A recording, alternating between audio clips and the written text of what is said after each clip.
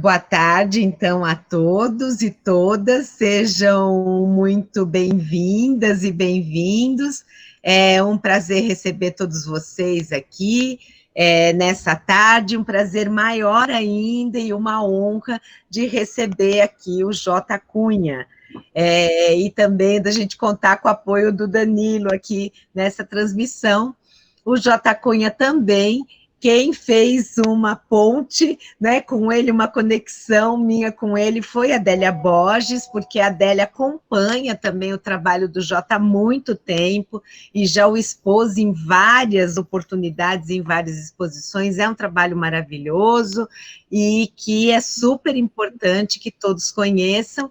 Muitos aqui, talvez que estejam aqui, já conhecem, porque o público Jota é formado por profissionais da área de comunicação, de arquitetura, de design, dos vários segmentos do design, né? Nós temos aqui também vários professores, os alunos da graduação e também jornalistas e os alunos da pós-graduação em design e outros estudantes, porque o evento é aberto, público, gratuito, então algumas pessoas de várias partes aí do Brasil, e também da América Latina, que nós temos colegas lá, professores e pesquisadores que têm acompanhado aqui o evento, e isso muito nos honra também. Gente, olha, eu vou apresentar aqui o mini bio, né, do Jota Cunha. Então, o nome dele é José Antônio da Cunha, mais conhecido como Jota ou Jota Cunha, né? Nascido em Salvador em 1948, iniciou seus estudos aos 18 anos no curso livre da Escola de Belas Artes da Universidade Federal da Bahia. É artista plástico, designer gráfico, cenógrafo e figurinista. Participou de importantes bienais de artes plásticas e de exposições individuais e coletivas, entre elas o evento The Refugee Project no Museu de Arte Africana de Nova York, em 1997, e a exposição de arte contemporânea As Portas do Mundo na Europa e na África, em 2006, além também de estar presente em várias exposições de design. Seu trabalho se caracteriza pelo mergulho no imaginário das culturas afro-indígenas e popular nordestina brasileira, através da pesquisa, assimilação e transformação no universo próprio, mítico e mágico, simbólico e intuitivo. Autor de inúmeras marcas e logotipos, ilustrações para livros e capas de discos, estamparias, ambientações de shows e eventos, J. Cunha tem ainda o seu nome definitivamente vinculado ao carnaval, por haver criado e assinado a concepção visual e estética do bloco Ileaê durante 25 anos, além de importantes decorações temáticas para os carnavais de rua de Salvador. Participou da Bienal Internacional de Design de Saint-Étienne, na França, e também da exposição Design Brasileiro Fronteiras, 2009, cuja curadora foi Adélia Borges, e ocorreu no Museu de Arte Moderna de São Paulo, MAM. O título da palestra é Design Afro-Brasileiro. Jota Cunha, seja muito bem-vindo, sinta-se aqui aplaudido, é uma honra, é um prazer recebê-lo. A palavra é sua agora. Olá a todos, meu grande boa tarde, a todo o planeta, a todo o universo. Agradeço muito ao convite, foi muito bom, da Mônica, e espero que a minha palavra seja útil, que as minhas imagens sejam aprazíveis para vocês.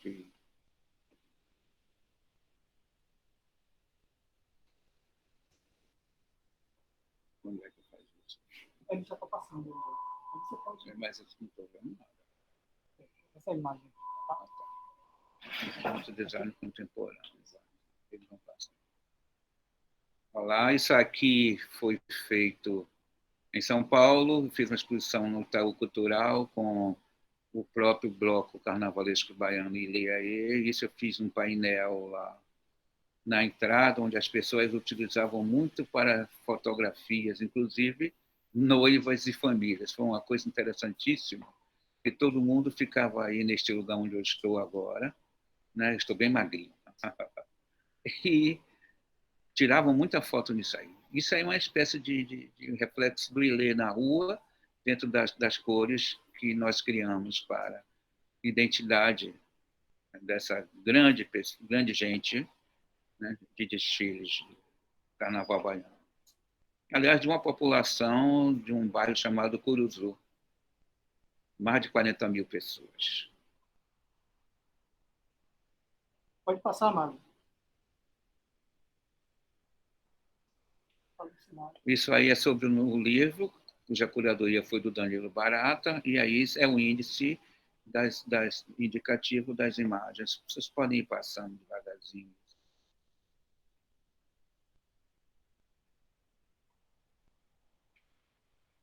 Isso chama Barroco Safado, então isso aí é um indicativo, pode passar, que vem as imagens. Essa ideia é de utilizar todo aquele movimento do barroco, né, com aquela explosão de formas que tem nas igrejas baianas, né, nas mineiras, né, de todo o passado colonial. Mas aí eu tento contemporaneizar utilizando essa questão simbólica do anjo, né, com cores mais tropicalistas. Então, é uma questão tropicalista e utilizando isso como o nosso grande carnaval visual.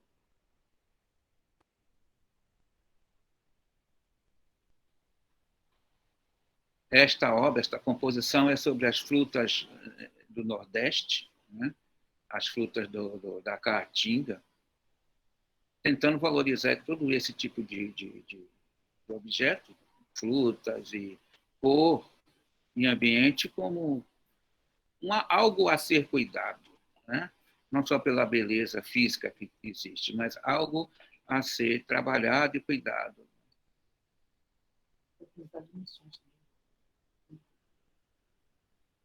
Essas obras são grandes, são enormes, né? Tem mais de 3 metros cada uma, me parece, por aí, eu me lembro. Esta obra mesmo, eu emprestei estas imagens para um grupo de artistas nordestinos, com Elba Ramalho, Alceu Valença, para um grande show, né?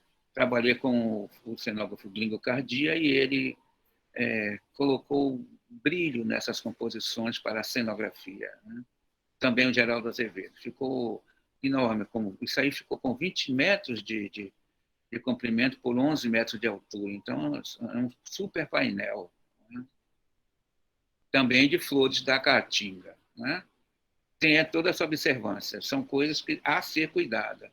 As nossas flores da caatinga estão sendo destruídas pela questão do agronegócio, do monocultura, em que se passa uma corrente pesadíssima nos terrenos e vão tirando tudo sem nenhum critério de observação das plantas endêmicas, né? Então, é uma ameaça enorme. Essa obra, para mim, é como um grito. Temos que preservá-las. Pois não, pode passar. Essa obra chama-se Chipássaros. Chi é por causa da questão da tecnologia chips. Eu coloquei aí detalhadamente chips nesses passarinhos, como que as aves hoje não têm mais liberdade nas coisas, tem que ser tudo observado, tem que ser tudo vigiado, né? Nós temos um tempo de vigia, né? Então, é o chip pássaros, chip nos pássaros. Infelizmente, ou felizmente, também pode salvá-los, né? São as formas tecnológicas, né, de trabalhar. Mesmo na arte, né? A tecnologia hoje é super presente. Ok.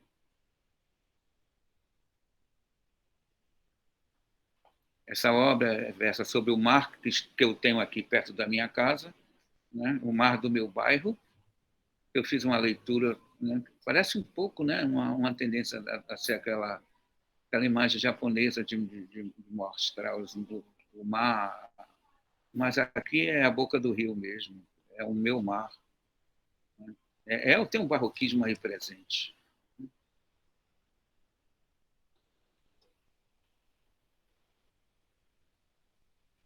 Esta obra é uma instalação muito grande chamada Piracema, que significa o encontro dos peixes para a procriação, né? Para continuar com as suas espécies. Eu trabalhei com garrafa PET, cortada, pintada interiormente e transformada em peixes, colocadas numa rede que sobe. Né? Essa instalação tem mais de 10 metros de comprimento, que sobe a parede, que significa subir a represa sem condição de procriação. É uma crítica a um não planejamento entre tecnologia e natureza.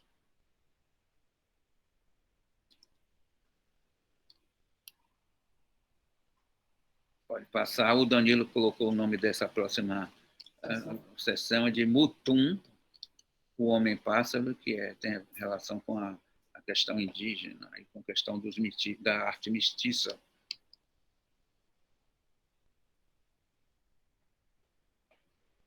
Essa obra versa a relação com as penas de pássaro e as construções da arte plumária brasileira, que eu considero superior. É uma arte superior. É um design, né? Porque é a transformação do objeto para uma outra forma. Né? É design puro.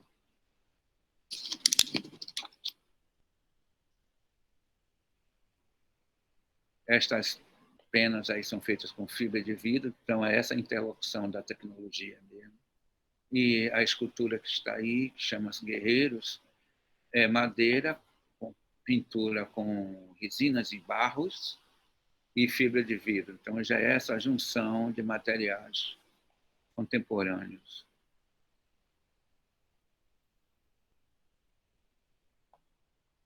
Essa linguagem é muito próspera no país inteiro, nas festas populares, que é o papel picotado, né? Aqui transformado em linguagem para a pintura, que é algo de festa, né? Mas também que tem aí, com certeza, a linguagem indígena impressa nisso. Né?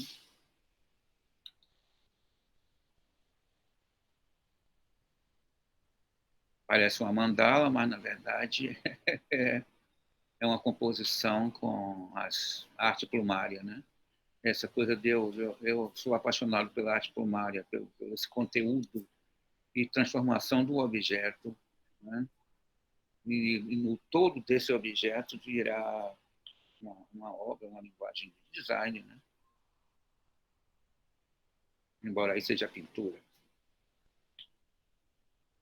Isso tem a relação minha com o tropicalismo, né? Já que eu sou da geração tropicália daqui de Salvador mesmo, né? A questão do manto, considero o manto um objeto brasileiro fantástico, porque eu comecei desde a minha infância a ver isso nas santas barrocas, depois eu vi nas misses do Brasil, depois eu vi isso no carnaval, na transformação das mulheres com esses mantos em deusas, em rainhas, e a própria condição simbólica do manto como algo de supremacia, né, de alguma forma. Né? Quer seja da beleza, quer seja do poder. Né? O manto tem um sentido muito grave, né, nesse sentido. Né? Ele coroa as imagens. Isso tem uma afirmativa da questão indígena no meio, a questão africana de um lado e a questão da Europa dos brancos de outro. Né? Então, essa junção de raças para compor a nossa mente brasileira, a nossa condição de ser humano hoje.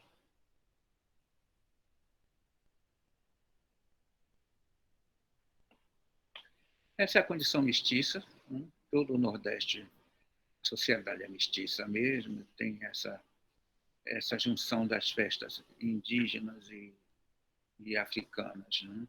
Essa analogias muito fortes, né? De vida.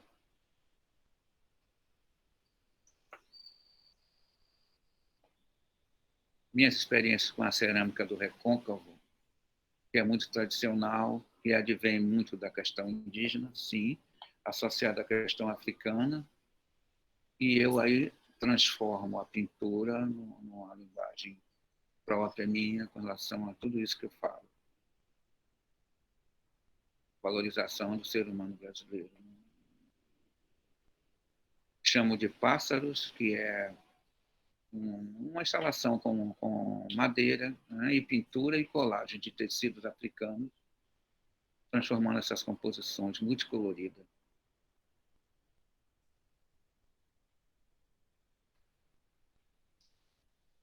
Sertão e Luz foi um dos temas que eu comecei lá na minha juventude, aos meus 18 anos, quando fiz minhas primeiras exposições em museu, tá?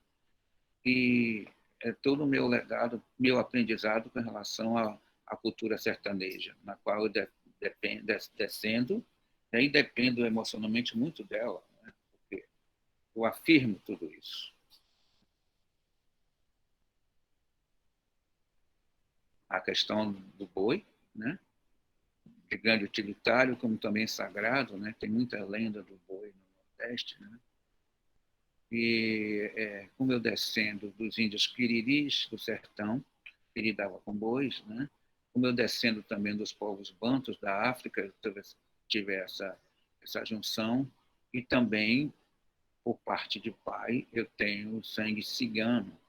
Eu tenho três questões em mim muito fortes, né? Todas são espiritualizadas nesse sentido, e essa arte provém de tudo isso, esse efeito. Aí são tecidos enrolados em caixotes de feira que eu pego ocasionalmente e vou transformando em composições artísticas, né? Que lembram um pouco o artesanato, mas também é obra de arte, né? Pela questão da contemporaneidade, de você pegar material, malhas e tudo da agora, tudo tecido de hoje, né? A questão é a composição em si.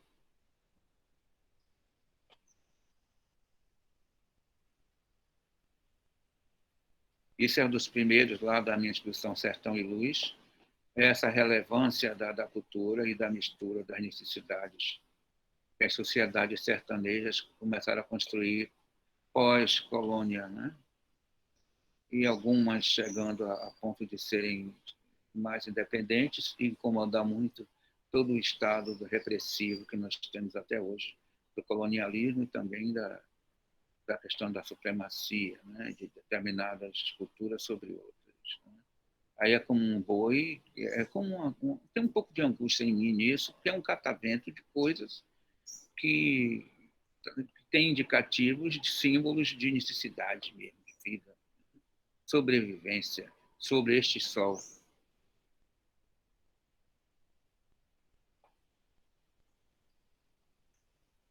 Aí são meus pensamentos sobre Canudos, que a minha família teve, né, participação naquela guerra, os antigos, né, tataravós, tal, da parte Quiriri, eles guerrearam lá com Antônio Conselheiro, eu tenho certeza disso, por causa das histórias que me foram contadas, e toda aquela questão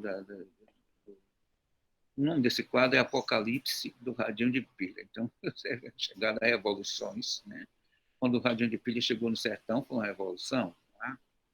O sertão sempre e ainda é muito afastado desses imediatismos do nosso mundo urbano, né? Dos grandes centros na orla do país e o rural ainda em contrastes muito fortes.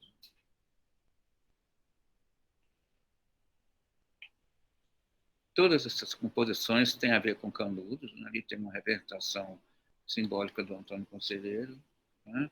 Que, ao meu modo de ver, não era nenhum fanático, era um revolucionário, sim, era um homem que entendia de muita coisa, né? Que tinha sido rabo lá anteriormente, né? Então ele sabia como cuidar de uma população desassistida e foi ao ponto de incomodar todo o país. É uma longa história que eu não posso contar aqui, já é muito contada.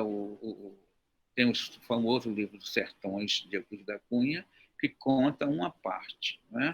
A parte popular mesmo fica com a tradição das famílias passando de pai para filha, etc. E tal, as condições de como tudo aquilo foi desenrolado, né? Nem tudo está no livro, não. O livro virou um clássico, mas a condição Canudos hoje é uma condição para estudos muito grande, né? Como objeto social.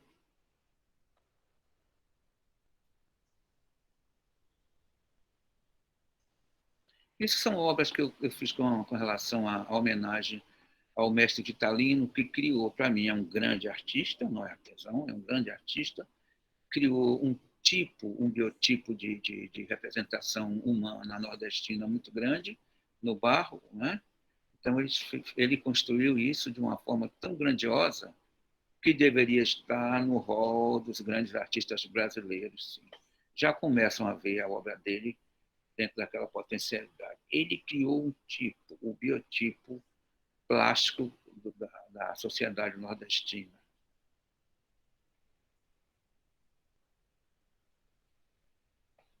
Tudo isso aí. A suíte Vitalino, né? Baseado nas cerâmicas dele. A pintura é fantástica, porque a pintura dá margem a você transformar tudo em linguagem, né? É muito bom.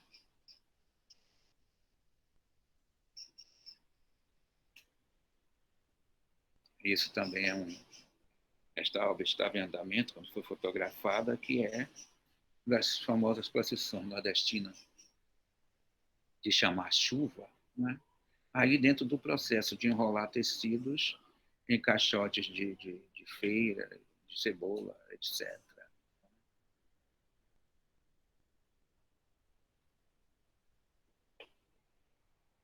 Isso é uma observação minha sobre as danças baianas, que aqui é um celeiro de criação de danças e de música. Então, quando criaram um ritmo chamado a rocha, que é um ritmo romântico, mas também erótico, né? A beça. Então, aí significa um casal, né, desfrutando do ritmo, né? Dentro desse processo de enrolar tecidos em madeira reciclada. Né?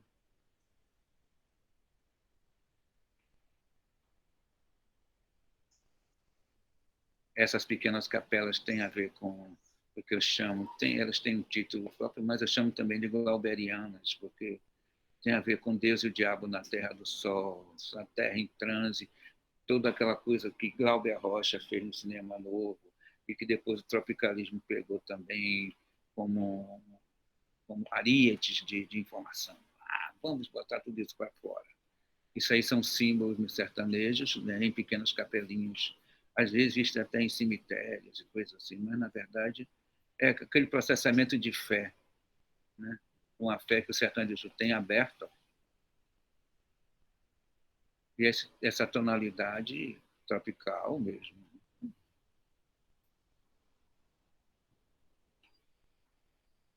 Aí já é quando eu estou entrando no cangaço, né?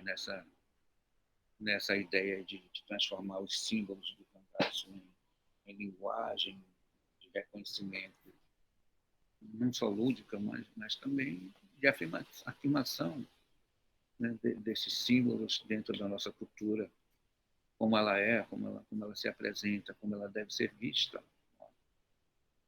Todo esse universo da natureza com relação ao homem e essa interpretação sintética que eles já faziam lá com os bordados, mas aí eu estou transformando em pintura. Esse quadro é grande, né?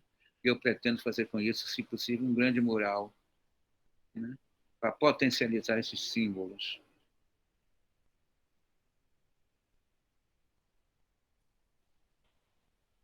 Aí a visão do cangaço, né? Os bordados dos bornais, né? Das roupas, e também ali uma ideia de como seriam as estrelas no Nordeste. São divagações da poética. Devo informar que tudo isso é acrílico sobre tela, viu, que está sendo apresentado aí, porque é do livro que eu apresentei em 2013, 2016, desculpe, e com a curadoria do Danilo Barata e tudo. Então, essa questão que eu estou entrando no sertão, né? Aí são plantas da caatinga, se a caatinga, em geral, na sua profusão, né, de vida, como a gente pode aproveitar tudo isso, esse bioma fantástico que não pode ser destruído de forma alguma. Então, essa é a minha forma de alerta, não destruir esse bioma, que é muito forte, é enorme, né? É um universo enorme de plantas e de animais e de seres e de ambiente, que tem que ser preservado. Daí pode-se descobrir muita coisa ainda, não só de remédios, porque os curandeiros nordestinos já conhecem muito bem isso, e os indígenas também.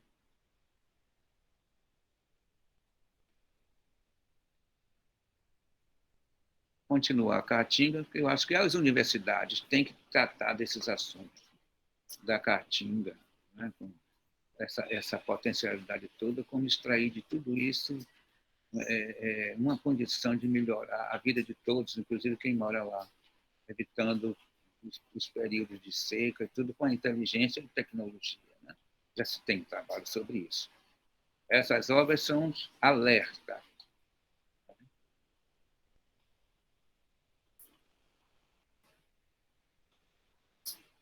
Eu chamo isso de escapulário, que é um objeto, na verdade, né? Com tecidos rasgados em tiras e garrafa PET com pequenas lembranças de santos populares, muito típico do Nordeste, como um ex-voto. Né? É por isso que eu chamo de escapulário, que é um tipo de objeto que se coloca no pescoço também.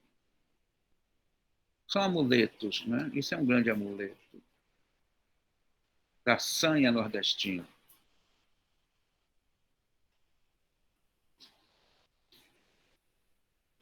Aí é mais um indicativo que vem de alguma coisa sobre o carnaval que eu fiz.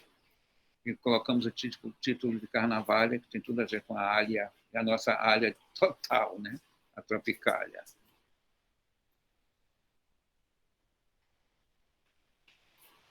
Esse é um objeto com meninos de rua. Isso era uma forma deles, eles vendiam um cafezinho desse tipo de objetos. Durante anos eu vi isso muito, né? Isso me comovia muito. Era crianças ainda e ter que fazer isso, né? Que a nossa estrutura política obriga ou deixa que aconteça, né?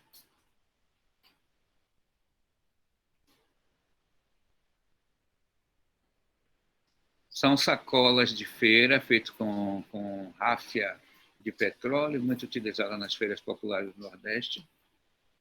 Eu chamo essas sacolas de como se fosse uma série, são muitas. Eu chamo de bad bags.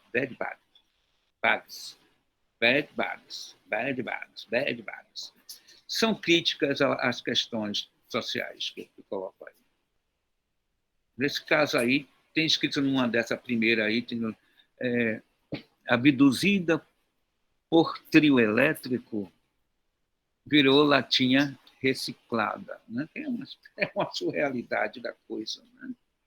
E a questão dos camarotes nos carnavais nordestinos, que é VIP para um lado e trabalhadores de limpeza de rua do outro. Então, é um contraste social que esse nosso Brasilzinho gosta de fazer muito. Né? São críticas sociais, sim.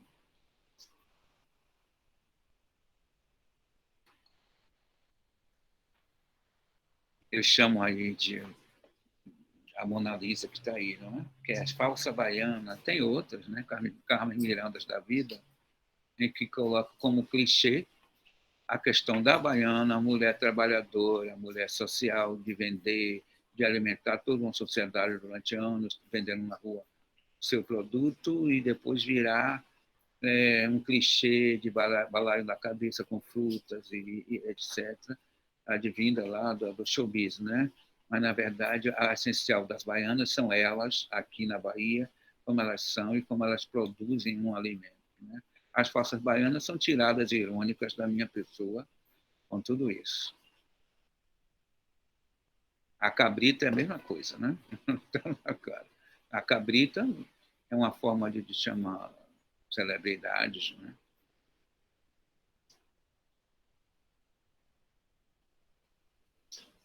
Vamos lá. São objetos que falam da história, né?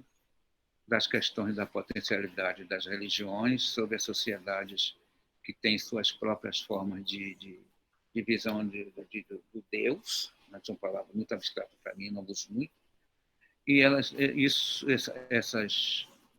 esses objetos são símbolos dessa forma, de pensar em sociedades que estão no chão, né? Um tem arte plumária, o outro tem os búzios da costa, e sociedades que se erguem utilizando essas como suporte, como escada e como escravizar.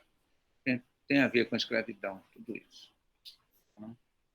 E por trás as religiões transformando tudo isso numa matéria cruel.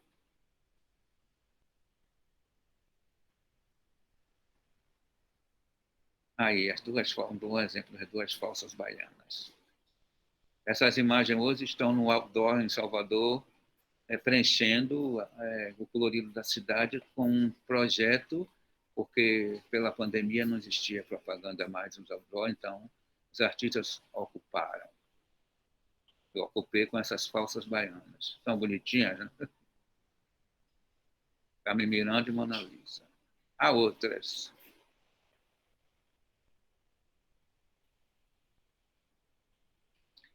Projeto para mural, que foi realizado no Hospital Municipal de Salvador, é grande, tem mais de 8 metros de comprimento, por 4 de altura, né? Feito em mosaico, né?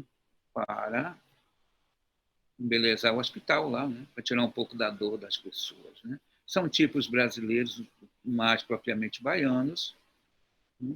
Na qual eu fui colocando essas imagens para representá-los.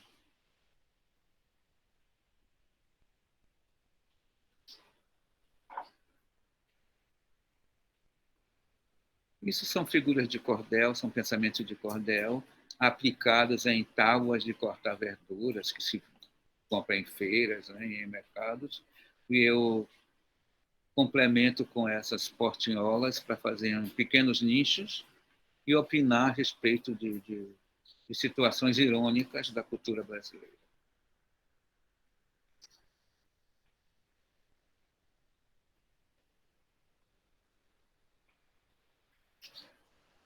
Aí, pelas mesmas coisas, são nichos na qual eu faço comentários, né, sobre várias questões aí, nossa própria vida, do Brasil, da nossa mitologia, nosso dia a dia, questões filosóficas, provérbios e questões comportamentais da nossa sociedade.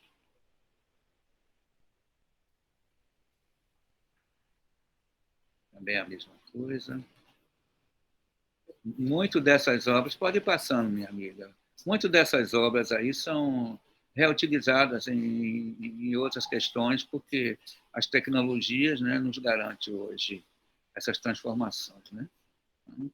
Então, pode ir passando que esses são os nichos mesmo. Aí vem a minha questão com a África, né? Como eu disse, eu sou descendo de um povo africano chamado Nganga. Né? Eu já fui em Angola, onde saíram os meus ancestrais, já fui lá, já conheci, pisei no barro de lá, expirei o ar de lá, conheci pessoas de lá, conheci espiritualidade de lá, também a espiritualidade muito forte, conheci pessoas disso, responsáveis por isso, e também políticos, né? Porque eu fui lá fazer pesquisas, né? Para trazer para cá, e trouxe muito material, tanto antigo como novo, para estudar aqui, né? Dentro da minha linguagem como artista, Angola vai estar sempre presente. Eu estou fazendo uma série hoje chamada Angola Janga, que é o nome dado lá pelos palmarinos, né? Durante a ocupação da região de Palmares. Né? Pode passar, por favor. Essa é a questão mesmo do tráfego. Né? A imagem é direita ou esquerda para vocês? Nem sei. Lá é direita. Não, vamos. A imagem. São sacos que eu imprimi pessoas com expressões de grito, e esses sacos iam sendo arrumados aí até formar uma grande instalação. Isto aí é o começo, né? Tem que terminá-las. Mas são sacos que os negros carregam nas cabeças até hoje, com os sacos de farinha, de cana e de bagaço e de produtos de feira que eles carregam na cabeça para embarcar em outros lugares. Apesar da tecnologia hoje de ter outras formas, mas os negros ainda carregam o Brasil na cabeça.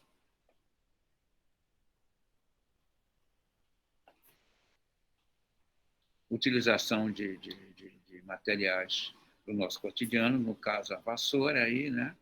para fazer esse complemento plástico, né? Aproveitamento plástico do material na sua origem, né?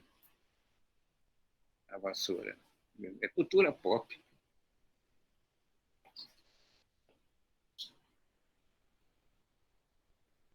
Reutilização, releitura, ressignificância, se quiserem, das cerâmicas do Maragogi-Pinho, que é uma região daqui que muito trabalhada em cerâmica, aqui na Bahia, né?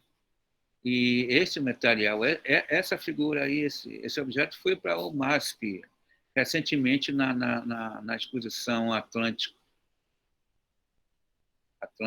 esqueci o nome inteiro. Memórias Afro-Atlânticas, uma exposição enorme, né, que teve agora, muito bom, que foi premiada, inclusive, com o New York Times fez um artigo enorme dizendo que seria a melhor do ano passado, a melhor exposição do ano passado, né, para o mundo. Essa exposição é gigantesca, né, com uma pesquisa imensa que fizeram, muito bom. Todos os artistas, tanto passado como presente, estavam lá, os que têm realmente significância, né, as coisas.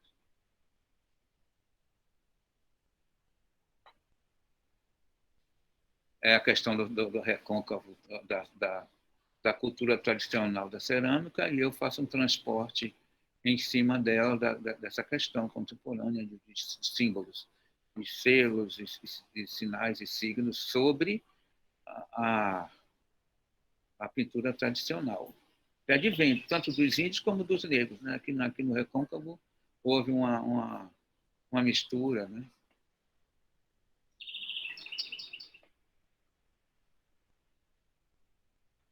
Também a forma de como eu trabalho isso, né? É um prazer enorme fazer isso, né?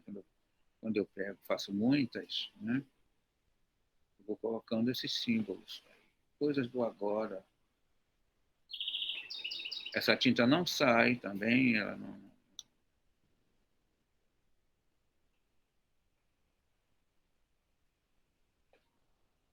Aí é também a reutilização do objeto, né?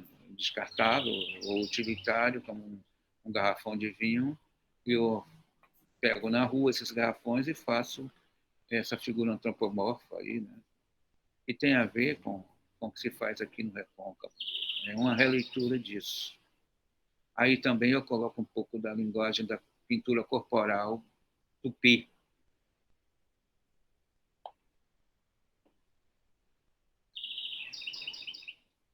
Referências à minha ida para Angola são texturas, né, vistas e tendo como aprendizado lá a questão toda de um passado muito representado em cerâmicas, em objetos muito antigos, né?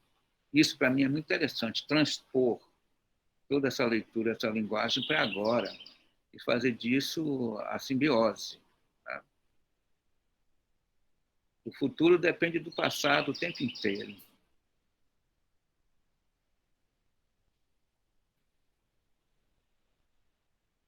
Isso é uma homenagem a Chico Rei, Chica da Silva, né?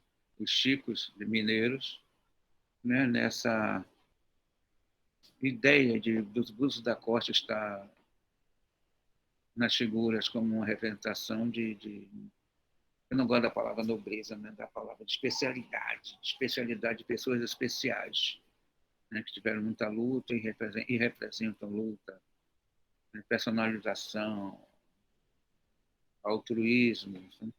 É esse tipo de homenagem.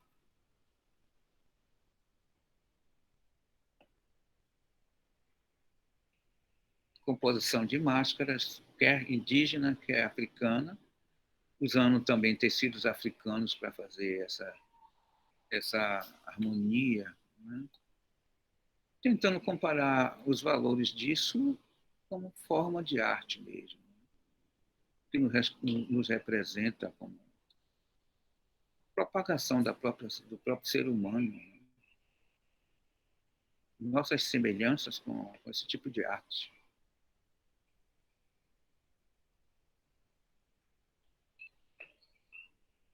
Agora vem especialidade disso, né? O códice, né? Que significa, né, você representar símbolos dentro de uma cultura, né, e juntá-los em uma condição de leitura. O códice é um trabalho que eu fiz, é um mural, um grande mural, ou um grande painel. Eu trabalhei durante 4 anos em estudos, já há muito tempo, com relação à cultura africana religiosa, né, transformando esses símbolos todos, né, a visão de que se pode ter como leitura, né, essa riqueza total, né?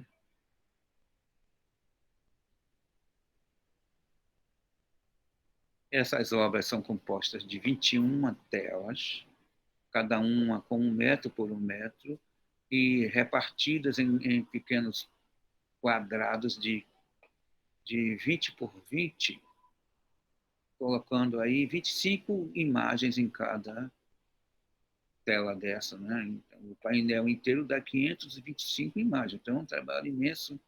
Aí são estudos sobre os valores da questão simbólica, representativa, religiosa, da cultura africana, que é muito complexa, muito rica e muito grande, né? Que eu acho hoje, como eu disse lá em São Paulo, na última exposição lá chamada O Júri, que eu participei, com alguns artistas desses elementos da cultura africana, que esta religião deve ser tratada como uma ciência pelas universidades, porque ela transita nos elementares, então, numa condição de correlação com a natureza muito grande. Então, esses símbolos todos têm uma universalidade enorme no conceito de compreensão.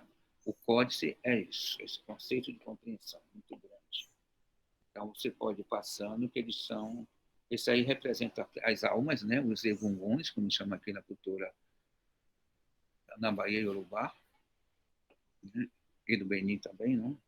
Então, tudo que veio da África para cá, através da diáspora, está representado dentro da minha possibilidade nessas telas aí enormes. Esse aí os egunguns, então são símbolos que falam das almas. Quando a pessoa desencarna, tem toda essa simbologia aí de representatividade, de envolvimento e evolução. Por favor, pode passar. Aí temos aí a simbologia de Exu, né? O primeiro orixá mais perto das pessoas, o orixá das mensagens, o orixá que compreende mais os homens tendo as suas energias próprias, né? O Exu é um grande orixá de mensagens de proteção e também de inteligência, porque esse orixá abre os caminhos de todas as formas, né? E paralelo está Ogum, já é um orixá que tem especialidade de tratar, de ser o criador da inteligência do homem, de manipular os materiais, os minerais, os ferros, né? Através da fusão e construir a grande tecnologia. Nesta obra tem até computador aí, porque toda a tecnologia, o grande pai é Ogum.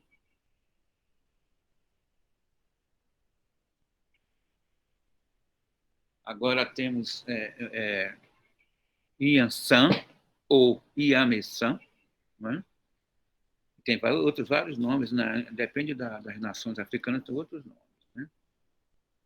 E também Xangô, os pais da justiça, né? Que são grandes elementos que têm como representatividade o fogo, o raio, o magma, as tempestades, né? Os ventos. Então, toda essa questão desse grande movimento da natureza, esses orixás são os regentes, né? Yansan, olha a menção. Estou esquecendo agora como se fala em bando. É a minha própria... Esqueci o nome. Esqueci o nome de... Em Kibundo, da Yansan. Agora não me recordo, mas tudo bem. Yansan, Senhora dos Ventos e da Tempestade, também é senhora que quando as tempestades joga chuva no planeta, nasce as sementes. Então, ela também tem parte com a água, não é? E tem parte com essa coisa de limpar o ar, não é? Então, são orixás absolutamente benéficos à humanidade, né? Assim como Xangô é o protetor da justiça, que promove a justiça, que equilibra a justiça entre os homens, equilibra a questão da emoção com os homens, né? Um dos grandes representatividades, uma das grandes representatividades de Xangô é o magma do planeta, é todo o planeta por dentro. Então, nós temos Xangô bem perto de nós o tempo inteiro, né? O magma, né? Os raios, né? Quando o raio cai na terra e a poeira vira pedra, aquela pedra é uma ferramenta de Xangô, é um otá, como se chama em Yorubá, é pedra, né? É uma forma sagrada. Quem pegar uma pedra dessa pode guardar, porque é uma pedra sagrada, né? Tem o elemento desse orixá de justiça, de equilíbrio, né? Também tem de grande beleza, né? Era um grande rei, né? Tem várias lendas sobre ele, né? Xangô.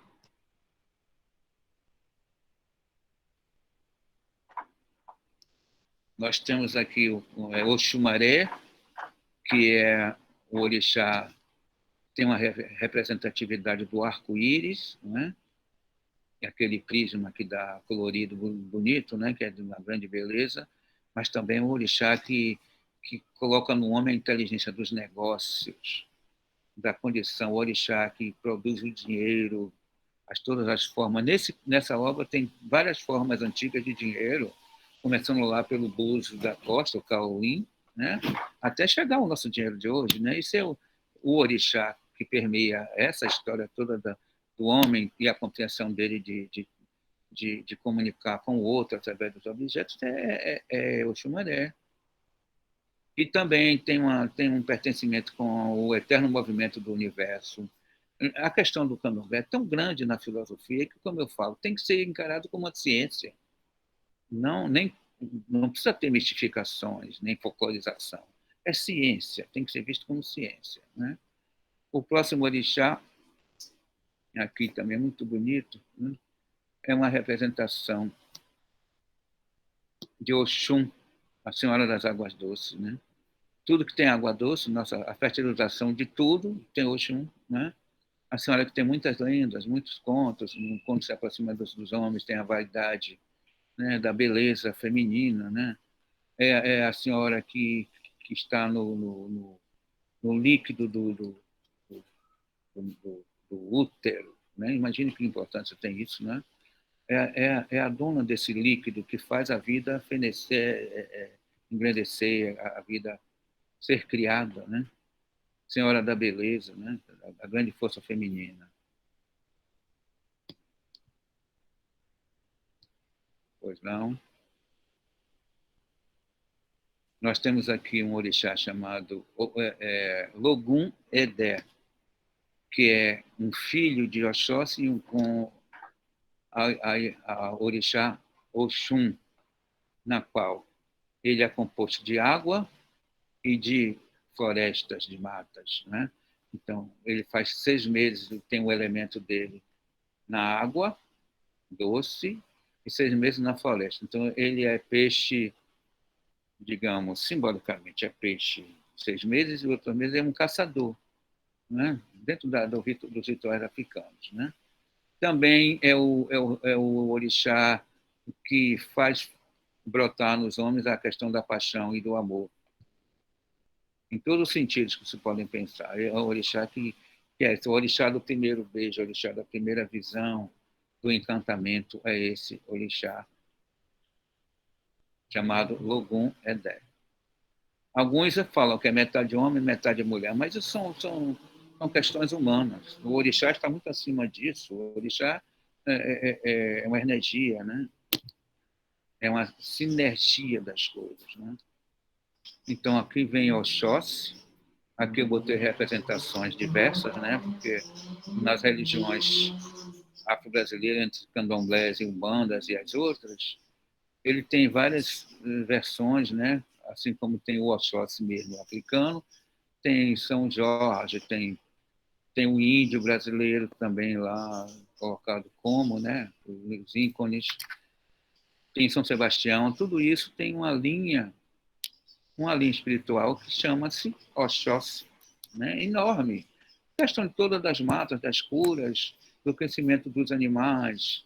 Tem lendas de Oxóssi que ele é que vagava nas florestas indicando onde poderia existir uma cidade, se criar uma cidade onde existia água, onde existia caça, onde existia vida. Oxóssi é um desses, né, que formadores da vida.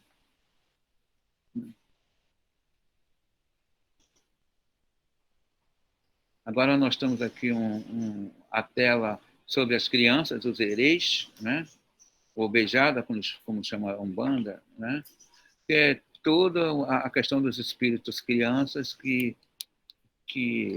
se manifestam, né, nessas culturas, ajudando a humanidade, adoçando a humanidade, né, com seus privilégios de brincadeiras que tem. É muito bonito quando você vê essas incorporações, que você sente as crianças ali presentes, né, de forma espiritual, mas de forma grandiosa. Agora nós temos a questão do orixá tempo.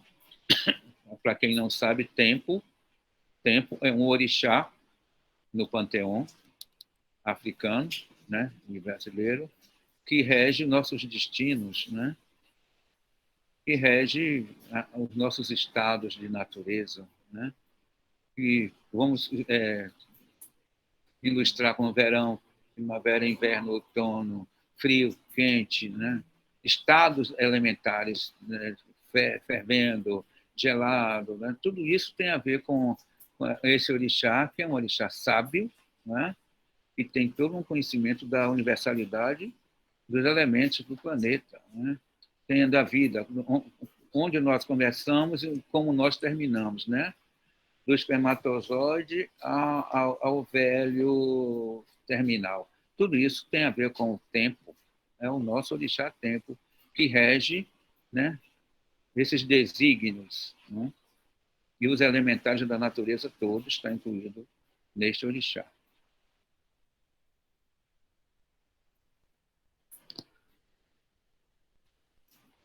Aqui tem uma homenagem aos caboclos da terra, né, os índios, aos nossos indígenas, as nossas nações todas ainda presentes e as que já se foram massacradas pela cultura invasora nesse sentido, né?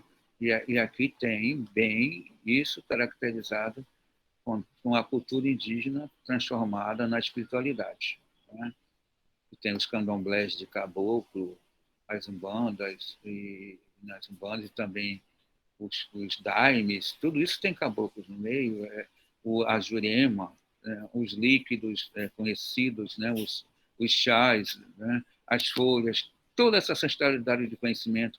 A farmacopeia brasileira está cheia desses ensinamentos em que esses caboclos dão para o homem, né, e disso fazer objeto de curas, né, e toda a riqueza. Aqui em Salvador tem uma festa chamada 2 de Julho, que é da independência do Brasil, que tem uma procissão com essas imagens desses índios, tanto o caboclo como a cabocla, nas ruas. 1 milhão de pessoas vão atrás disso com uma fé enorme. É uma mistura de espiritualidade e patriotismo, né? Agora nós temos aqui uma homenagem aos preto velhos, que é uma relação aos africanos vindo ao Brasil, aqui envelhecendo e mortos, os muito maltratados, foram transformados em seres iluminados, né? Seres que ajudam, que baixam e que vêm, muito conhecidos, sim. É pena que a juventude brasileira, não, na sua forma maior, não preste atenção a toda a espiritualidade que advém de toda essa consequência da colonização e do que se foi feito como consequência mesmo, terrível, de maltratos e tudo, e esses seres ganharam a sua luz de permanência aqui nesse país, ajudando, né, os preto velhos. Eles descem para aconselhar os humanos e sabem de muita coisa em relação à natureza, tanto das plantas como da questão de cura de outros tipos de enfermidades que vêm da natureza ou que vêm para o homem, né? E esses seres, esses espíritos, eles ajudam muito dessa forma. Tem que ter muita compreensão, tem muita coisa dentro disso que tem que ser vista, como eu falo, como um fato científico mesmo, de conhecimento, de busca de conhecimento.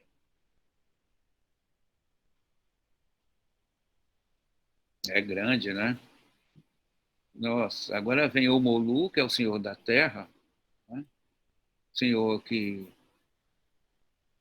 manipula de alguma forma, tem o poder sobre as bactérias, sobre as doenças, o que pode, não, o que pode espantar. Eu espero que ele esteja espantando essa pandemia aí, agora, que é o orixá, que trata dessas coisas, que ajude a espantar tudo isso que está nos acometendo agora, que é o orixá que pode, sim, tem esse poder. Senhor da terra, Senhor desse conhecimento, desses elementares. Omolu, também Obaluaê, que são nomes do Yorubá. Né? A outra tela é do espírito mais velho, dentro da cultura africana, que é o orixá Nanã. É o formador dos elementos. A prioridade de Nanã, como água, é o mangue. O mangue, onde a mistura da lama faz nascer os elementos da vida, né? Os peixes, as bactérias primeiras, toda aquela questão do princípio do mundo, tem Nanã como regente. Né? Naquela sopa natural é que nasce a vida. Nanã é essa grande raiz, é o mais antigo. A mais antiga, é o orixá feminino.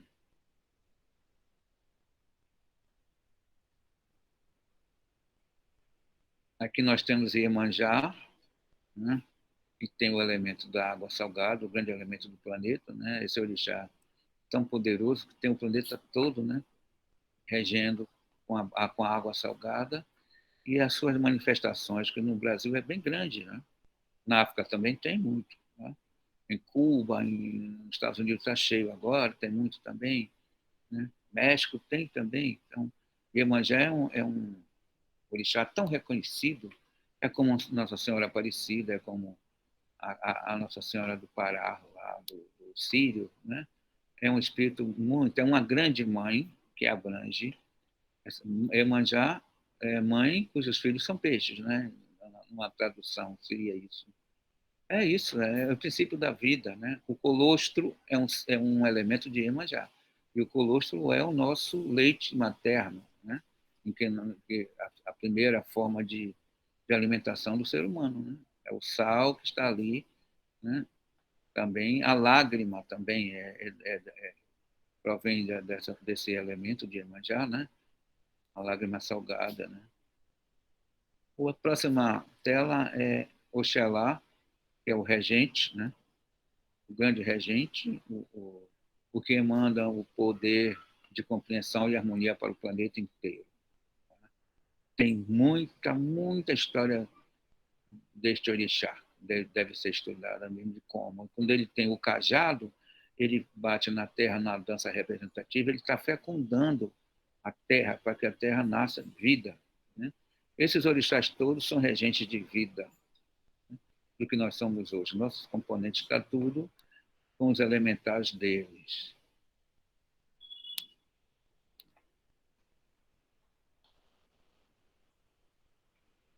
Nós temos aí agora o orixá da adivinhação, né?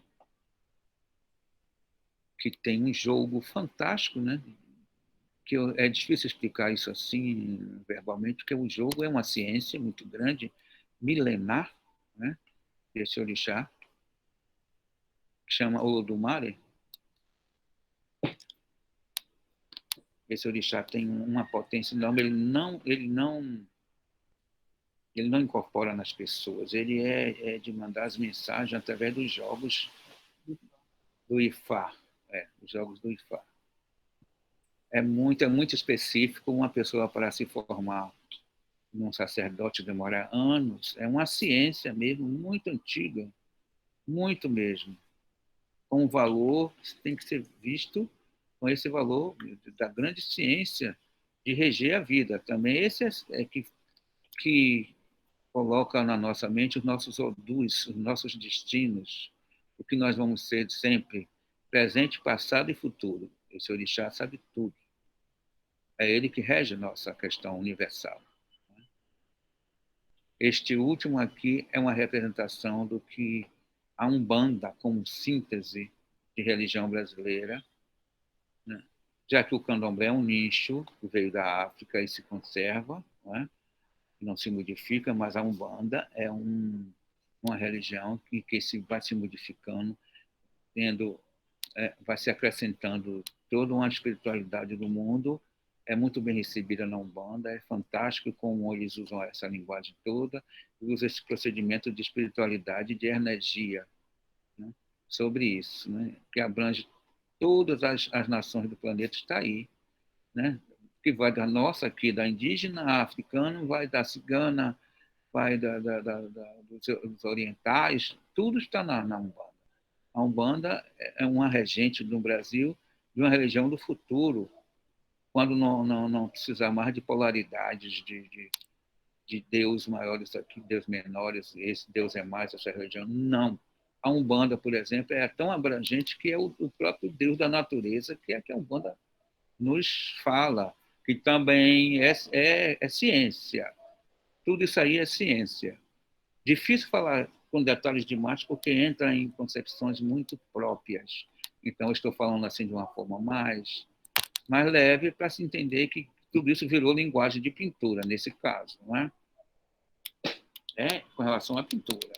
É claro que nisso eu sei que vocês falam muito do design, então tudo isso aí tem por trás uma concepção de design dos objetos, da sua representatividade, da síntese dos seus meios de transformação, né? E perante a nossa condição de vida e prosperidade.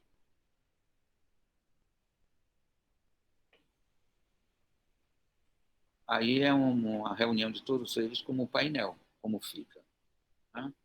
Já foi exposto nos Estados Unidos, já foi exposto aqui na Bahia, foi exposto em alguns lugares. Esse painel é muito visitado quando coloca em exposição. Gera muita conversa, porque é muito grande isso. Né? Já fiz algumas palestras aí em São Paulo sobre ele, né? Mas como ele é muito grande, então pesa muita coisa para se falar em cada elemento desse aí. Porque quando eu construí, eu estudei elemento por elemento como design, para depois transformar na linguagem de pintura. Tá certo?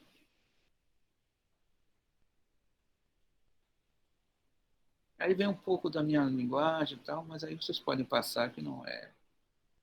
Tem coisas que eu fiz, muitos cartazes, né? Tudo que eu fiz. E esse símbolo do Ilê aí é muito utilizado também hoje, é muito estudado, né? Como um efeito muito positivo dessa questão do Ilê, né? Que é um bloco que foi revolucionário, né? Durante os anos 70 aqui na Bahia, claro que com reflexo no Brasil inteiro, e que colocou a questão da cultura negra mais evidente, tirando a ideia de subcultura, e de que a cultura negra tem que ser tão quanto qualquer outra aqui, como qualquer outro imigrante da Polônia, da Alemanha, da Itália, sabe? Junto, acrescendo isso, a cultura básica indígena. Nós temos que sempre estar pensando nisso. Isso não é folclorizar nada, é pensar e filosofar a respeito disso e transformar tudo isso numa contemporaneidade de elementos significativos para a vida. Né? Não precisamos estar olhando o que foi que a Grécia fez, né, milênios atrás, para poder ter indicativos. Nós temos indicativos aqui muito bons para isso. Depois refere-se aos outros, mas eu acho que tem que ser de nós, para o mundo. Não sou patriota, quero dizer, deixar bem claro, sabe? Não sou uma pessoa que estou ligado a um porte político de uma visão só unilateral. Não, eu sou uma pessoa graças, aberto para qualquer condição de diálogo em qualquer sentido, como que a arte nos deixa livre para isso. Arte.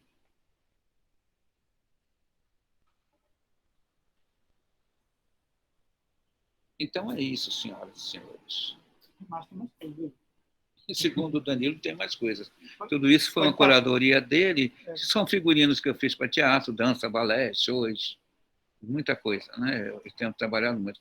Trabalhei muito na Axé Music, como dando visão, incorporando elementos para fazer da Axé Music cultura baiana, de pop, né? Contemporânea. Magno, você pode passar um pouco mais rápido aí. Aí tá bom. Aqui tem uma pequena representação, está pequenininho, mas são dos tecidos que eu fiz para o Iliaê, né? À minha esquerda, né? Que fala dessa coisa que eu falei, de mensagens diretas, sabe?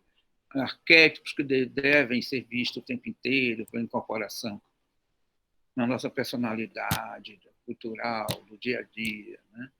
E aqui é um trabalho que eu fiz com aço, um gradil para um museu, o Museu Afro-Brasileiro, aqui em Salvador, que é feito com aço cortem, que é um aço de casco de navio. No caso aí é falando da cultura afro-brasileira sobre Ogum. Tem 28 metros de comprimento esse gradil, e esse gradil é estudado por escolas, e tem muita gente vendo isso.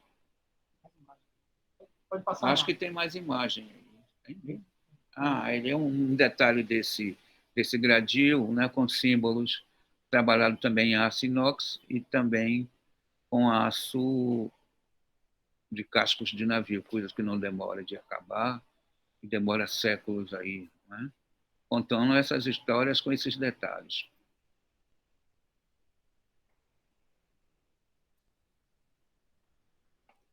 Aí a questão dos escambos, né, onde que o ser humano era trocado por açúcar, né?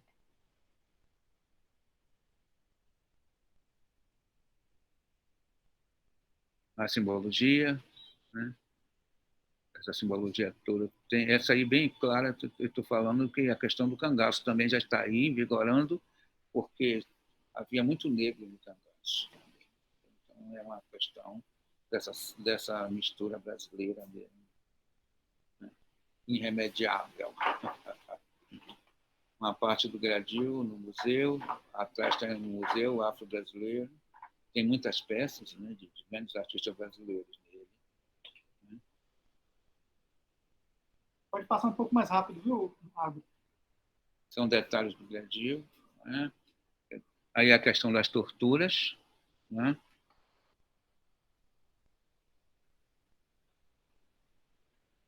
Detalhes do gradil. Esse painel foi feito em São Paulo, lá no Sesc Ipiranga, uma exposição grande, né, sobre essa questão da cultura da comida de santo, e tudo que está representado aí tem a ver com isso. Isso também, eu tirei detalhes daquele painel dos orixás e fiz essa boa do que a tecnologia nos dá, né? Essa questão de ampliar, né? Com tanta intencionalidade, essa questão. Tem 27 metros de comprimento esse painel. Ficou no Sesc Piranga, não sei se ainda está lá. Muito tempo. Ainda é. Esse é outro detalhe, né? Não é bem ele, mas é outro do painel enorme, né? Aí são os cartazes que eu fiz quando a Serra da Barriga foi declarada patrimônio cultural, né? Patrimônio da cultura brasileira, afro, né? Com relação a toda aquela reparação, com relação ao massacre de Palmares. Esse cartaz é um dos primeiros lá, se não o primeiro, sobre essa questão. Eu estive presente lá, fiquei muito emocionado quando entrei lá naquelas terras da Serra da Barriga, pisando naquele barro. e eu fui convidado pela Promemória para fazer esses cartazes de comemoração, né? Concretização do Parque Nacional.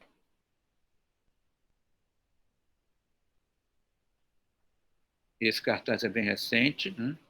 Aconteceu em 2015 uma grande marcha no país inteiro das mulheres contra o racismo e a violência e pelo bem viver, como elas falam aí. Foi muito utilizado como cartaz. Esse cartaz preencheu exatamente essa questão do design, da sua utilidade, de transportar e comunicar o tempo inteiro, a tempo direto, essa questão da intenção lá, da temática e para que se destina esse cartaz, né?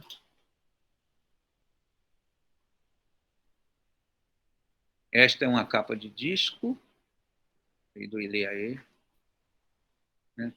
Cujo tema é claro, que é a cultura negra, né? E eu utilizo esses elementos, eu faço uma síntese desses elementos tão estudado por mim por tanto tempo, né? Que eu faço isso hoje, isso é a minha vida o tempo inteiro, fazer isso, e dar essa condição de transporte dessas identidades para as pessoas, né? Isso pode vir a estamparia de qualquer coisa, né? Este é um pano da Costa, do Ilê, um daqueles. Esse também foi selecionado lá para uma exposição no Tomiotaki, no Instituto Tomiotaki, com relação à cultura negra brasileira. E esse fala justamente das organizações negras, né, de resistências, né, começando por Palmares e vai para os outros quilombos, né, sociedades que transformaram essa questão do resgate e das alforrias, da compra, né, da liberdade. Aqui tem todas as importantes do mundo colonial, estão aqui presentes nesse pano. Então, esse pano da Costa serve para estudos. Eu transformei a bandeira brasileira aí numa condição simbólica mais voltada para uma religião que é muito massacrada, que é o candomblé, por causa dessa também pandemia espiritual que existe, no meu ponto de vista, que é a questão de religiões se incomodarem com outras, tentar desfazer do mundo espiritual, como eu falo, que o candomblé tem que ser encarado, além de ser religioso, mas também como uma ciência, por causa dos elementos ali historificados, né? Esse pano é essa questão. É um documento, sim, da questão histórica brasileira.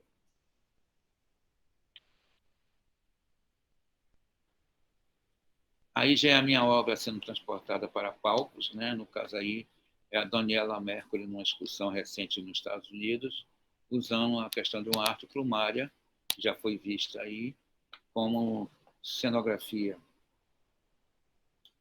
dando esse impacto aí. A própria Daniela. Isso foi bem recente no Carnaval, essa daí, que é uma espécie de aquário, né, em que eu botei pequenos peixes também de pet, estão aí, é porque o detalhe é muito pequeno, mas tentei transformar isso num aquário no Carnaval. É utilizar a obra artística no Carnaval. É uma oportunidade, milhões de pessoas estavam vendo isso. Desculpe, milhões, milhares, né? Aí é mais uma forma. Ali são eu e ela, eu sou mais bonito do que ela, aí é claro, eu estou brincando. Mas essas faixas aí, elas se elasteciam e faziam intercruzamentos, formando uma instalação. Os bailarinos utilizavam essas faixas aí que são elásticas como intercruzando, fazendo uma instalação em cima desse trio. Eram muitas outras, né? Então, teve um efeito muito grande, plasticamente, né? Isso é o balé do Teatro Castro Alves, na qual eu trabalhei muitos anos fazendo cenários e figurinos para a implantação deste balé oficial da cultura da dança baiana. Isso é cenografia e figurinos meu do balé do Teatro Castro Alves.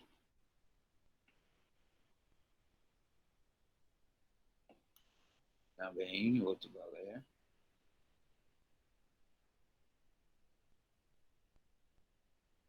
Aí eu participei do programa da Globo, da Fátima Bernardes, a convite deles, para mostrar a minha obra. E ela fez essa comunicação bem interessante para as pessoas. Então, muita gente viu isso. Então, a utilidade disso é mostrar as imagens, né?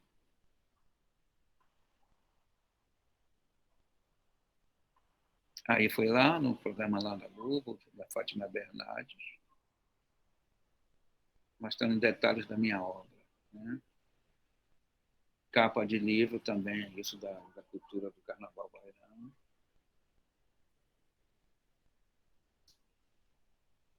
Isso é um ambiental, né?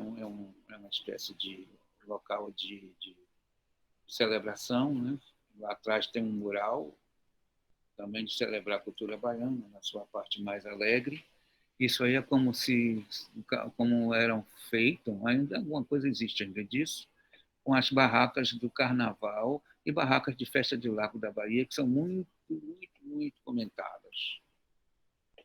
Hoje há uma espécie de destruição disso por causa da questão das arquiteturas modernas, tentar subjugar a cultura popular.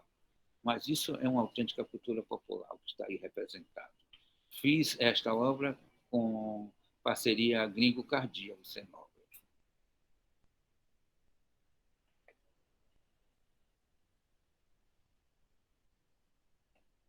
Isso é o pessoal lá, Elba Ramalho, Zé Ramalho não, Elba Ramalho, o Grande Encontro, Alceu Valença, Geraldo Azevedo, isso lá em São Paulo, né?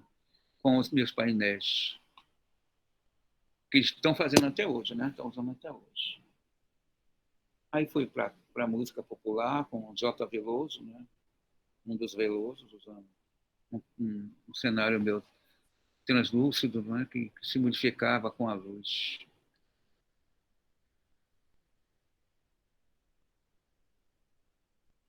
Isso é voal de cortina com pintura de símbolos feito à mão e fazendo uma espécie de montagem, superposição de imagens. Muitos efeitos eram feitos. Acredito que fiquei por aí.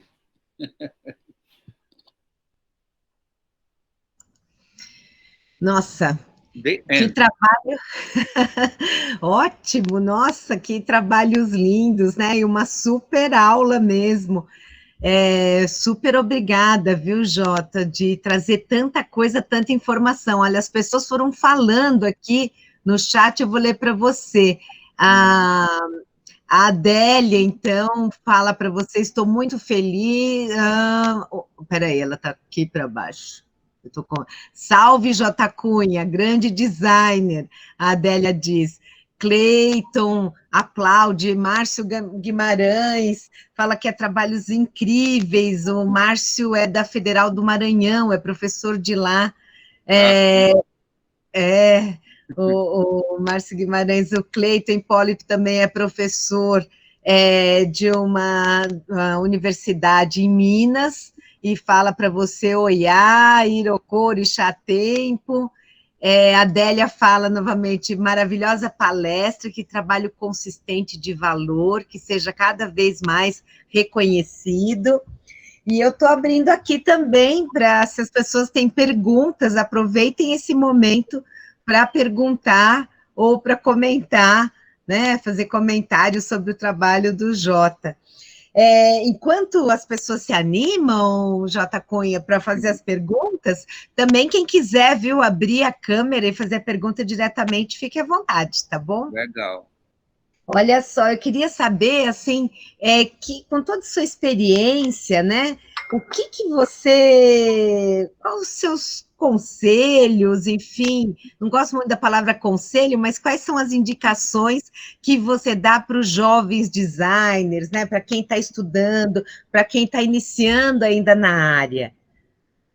Olha, com toda a possibilidade que existe hoje entre tecnologia né, e estética, né, que são, para mim, bases principais para você desenvolver design.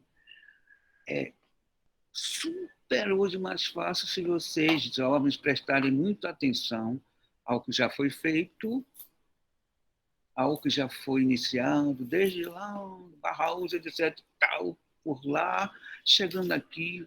Se prestarmos muita atenção, toda a grafia indígena é design exato, porque é uma transportação de imagens, de elementos, geralmente da natureza, para uma outra condição de postura, né? Quando se coloca um desenho da casca de uma árvore no corpo de uma pessoa, é design ali para mim, é design. Esse transporte é design. Está dando uma outra função elementar de símbolo, de leitura, não é? Então, para mim, é tecnologia estética. Se prestar atenção a tudo isso durante todo esses milênios do planeta, que é muito também, mas se prestar atenção a isso, na questão brasileira, por exemplo, pode fazer trabalho muito interessante, muito chegado, mas a condição de um melhor entendimento e utilidade do design para isso, né? Na verdade, nós fizemos esse portfólio desse trabalho de curadoria do Danilo Barata, mas eu, como designer, tenho muitas coisas feitas que não foram mostradas também por falta de tempo e teria que colocar isso mais, a visão disso. Com essa questão de que eu estou olhando sempre o que é necessário, né? Por exemplo, eu fiz um trabalho há um ano atrás para os Filhos de Gandhi, que é um bloco de carnaval de Salvador, que congrega 14 mil homens numa rua. É um fenômeno muito forte. Então, eles me pediram para eu criar um tipo de lança-perfume, vamos dizer assim, daquele tipo de invólucro, né, de spray, com um selo da entidade. Eu criei, né, fiz uma espécie de criação ali alegórica com aquilo, para quantas vezes reproduzida isso, entendeu? 25 mil é muita coisa, né? O design que eu fiz para o Ilhaí, a cada ano era feito 10 quilômetros de pano, 10 mil metros. Se você somar isso, eu fiz durante 25 anos, hoje eu não faço, estou fazendo outras coisas. 25 vezes, entendeu? 10 mil. Rapaz, é muita coisa. Muita coisa. E isso aí você coloca acima disso, é quando você fotografa e transforma isso também, não é? A fotografia. Uhum. Então, esse é o grande valor que o design pode ter também das marcas, né? Uhum. Como essas marcas todas que existem no país, das grandes indústrias, né? Uhum. Dos grandes, né, designers que estão todos, a maioria todos em São Paulo, né? Uhum.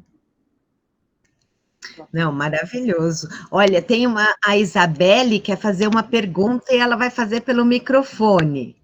Diga, querida. Pode falar, Isabelle. Oi, eu até abri a câmera para tentar falar, mas eu estou um pouco nervosa, então desculpa qualquer coisa. Eu queria primeiramente falar, estou encantada com essa palestra. Eu sou de família nordestina, né? Eu nasci em São Paulo, mas meus pais são nordestinos. E também eu estou aprendendo cada vez mais sobre a Umbanda, então realmente, pessoalmente, essa palestra me encantou, né? Muito forte. Que bom. E a minha pergunta eu fiquei muito encantada pelas obras que você fez representando os orixás, né? E aí, alguns orixás, eles têm mais de uma cor na sua representação. E eu estava lembrando, por exemplo, Oxum. Na Nigéria, a cor que mais representa ela seria o azul, e não o amarelo, como a gente está acostumado. E como as suas obras têm esse público internacional, eu queria te perguntar qual é o peso das cores nesse sentido. Por exemplo, você vai representar um Oxum aqui, a gente reconhece mais pelo amarelo, mas às vezes vai ser pelo azul no âmbito internacional. Então, como que a cor pesa mais, assim? Olha, a cor é simbólica nos seus sentidos exatos para cada região, não é? Então, a cor é linguagem mesmo. A cor é um alfabeto de leitura de você ter conhecimento de alguma coisa com aquilo, né? A cor. No fato daqui, a cultura iorubá sofrer, a cultura banto muito antes, né? Sofrer impacto da questão da colonização, então, como elemento diaspórico, isso foi se envolvendo e se colocando como uma verdade, né? Então, agora eu posso ver o Oxum como dourado, porque foi aqui que se colocou assim, talvez pelo contexto de evolução até filosófica, de falar o ouro, o elemento, né? Os regentes de Calorixá. Então, se azul lá, porque o rio Oxum lá na Nigéria ele é meio escuro até, né? A água não é tão... Você vê, mas essa questão simbólica vai de região mesmo e do conceito espiritual na qual aquilo está representando, né? Então, a cor é muito fundamental em cada lugar que ela esteja. Acredito até que nem haja assim, um por inteiro, né? Uma coisa unilateral. Não. As cores são muito conciliadoras nesse sentido, né? O panteão que nós criamos aqui, através da adversidade, né? O candomblé não veio para cá bonitinho, chegou, estou aqui, olhe nós aqui. Não. Veio tudo muito... Você sabe que trouxeram de lá, da África, as pedras escondidas nos tecidos para poder aqui fazer os elementos de assentamento. Não é? Aqui em Salvador tem histórias muito grandes, como os primeiros assentamentos da religião negra aqui no país. Foi em 3 lagoas que tem em Salvador. Uma está aterrada, mas as coisas estão lá embaixo e ninguém toca. Mas a água está lá. As outras 2 estão preservadas, estão cercadas e preservadas. Mas todo o povo de candomblé, pelo menos que eu sei, os antigos, sabe que esses elementos que você está falando com cor, mas estou falando já com a pedra, né? Então, as pedras que vieram foram imantadas com a questão da espiritualidade, foram colocadas nessas águas, porque ali estavam seguras, né? Então, a questão da cor é mais etéreo, vamos dizer assim. Então, se colocou o Oxum hoje como amarela e dourada, né? É uma forma de garantia, é uma proteção, cor de proteção, porque não tem, sabe, não houve esse direito, né, de colocar isso de forma clara, muito, né? Tanto que você vê que o sincretismo é isso, né? Eu vou chamar Santo Antônio Fernando de Bulhões, de Portugal, de Ogum. Ele hoje, talvez o espírito dele aceite, porque eu sou espiritualista, né? Então, você é um Ogum, Fernando de Bulhões, pronto. Mas Ogum é uma entidade africana que tem vários nomes nas regiões na qual foi cultuado, não é? Então, tem essas diferenças, são passíveis, né? São possíveis, né? Acho que é por aí. Entendi. Obrigada, viu? Nada. Obrigada da pergunta, Isabelle. Obrigada da pergunta. Deixa eu ver aqui se tem mais alguma questão. Olha, tem sim. A Gabriela Campana fala: que aula, incrível poder conhecer mais sobre o seu trabalho, importantíssimo. E o José Magro fala: lindos trabalhos e trajetória exemplar. Parabéns pela palestra, Jota. Gostaria que você comentasse um pouco sobre a atuação política, ativista e questionadora que está presente no seu trabalho e discurso. Como você vê o design e a arte como política frente às problemáticas do Brasil? Legal essa pergunta, hein? Então, em 1980, quando eu comecei a trabalhar os gráficos para o bloco Afro Ileaê, né?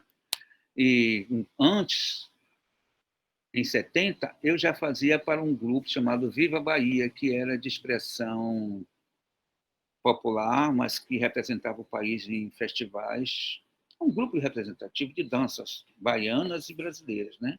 Um grupo não era folclórico no sentido bobo ou gratuito, não. Era um grupo de mostrar o que é que nós tínhamos como expressão corporal, né? Já tinha esse conceito político ali, porque tinha lugares no próprio Brasil que éramos olhados com com muito desdém por causa da cor dos negros e dos pardos, né? Ora presente sempre nessas questões. Quando eu comecei em 1980 com Ilê aí, já fui com a questão de dizer, eu tenho que fazer aqui o que o Ilê, era uma juventude, todo mundo era muito jovem, estava tentando fazer na cidade através da linguagem do carnaval, que era uma forma de você ir para a rua e fazer alguma coisa. Do contrário, a polícia não deixaria. Inclusive, nos primeiros anos do Ilê, a polícia foi tentar acabar, houve uma reclamação enorme de uma parte da elite de que os negros estavam invadindo a cidade. Imagina, uma cidade que tinha 80% de trabalhadores negros, muitos ajudando essa própria elite, né? Como faz sempre, né? Então, era um embate danado, porque nós não tínhamos dinheiro de produção para fazer nada. Era feito tudo muito à mão, na marra. Ali. Agora, os livros estavam ali, mostrando, pelo menos pela minha parte, ao conhecimento disso.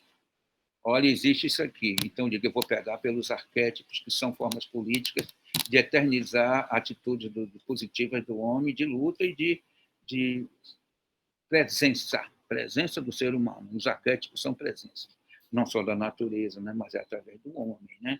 Então, nós tínhamos o tempo inteiro de estar nos colocando com o quê, para quê e o que estamos fazendo. E através da questão da cor da pele, sim, da questão dos nossos parentes ancestrais, sim, a questão da simbologia de vestir, sim, o que é que nós vamos dizer nas canções, o que é que nós vamos falar, nossas palavras, nossos diálogos com todas as pessoas que iam se agregando quando isso virou algo realmente na cidade de efervescência, né, no sentido político, foi ir direto na questão de eu estou presente, a cidade é minha, este chão que eu vou pisar é meu também, eu estou pagando, contribuindo com toda a questão da construção de tudo isso, não é? Então, eu vou para a rua, eu vou fazer, eu vou gritar, eu vou cantar, eu vou chorar e eu vou falar mal de que aquilo que deve ser falado mal, eu vou espezinhar, vou protestar. Tudo isso junto é o Carnaval Negro na Bahia. O fato de estar lá fazendo danças e mexendo o corpo, tudo quanto é forma, que é uma coisa da africanidade, não quer dizer que não esteja. É um símbolo de afirmação de políticas.